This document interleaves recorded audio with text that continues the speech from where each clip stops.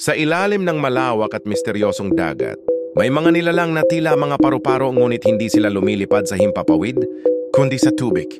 Sila ay tinatawag na sea butterflies o sa agham, pteropods, maliliit ngunit napakahalagang bahagi ng ating ekosistemang dagat.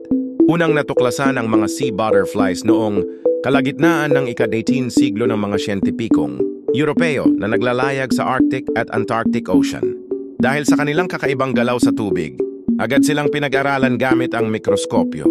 Napag-alamang sila ay isang uri ng planktonic mollusk, maliliit na hayop na kamag-anak ng mga kuhol at tahong. Ano nga ba sila?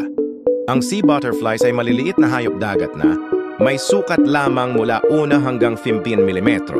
Ang kanilang katawan ay parang may pakpak na ginagamit nila upang lumipad sa tubig.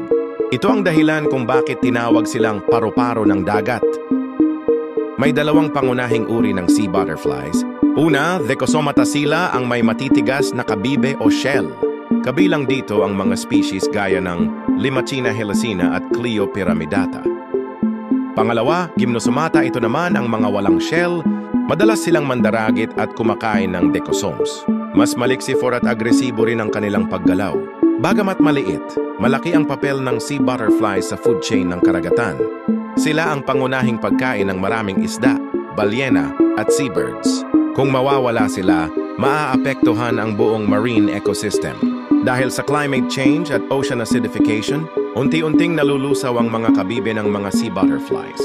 Ang asido sa tubig dagat ay nagpapahina sa kanilang shell, dahilan upang sila'y madaling mamatay.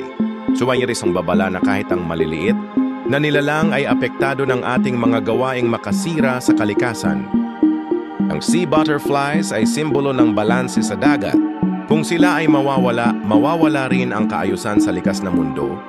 Panahon na upang mas pahalagahan natin ang karagatan at mga nilalang na hindi man natin laging nakikita ay may mahalagang papel sa ating buhay.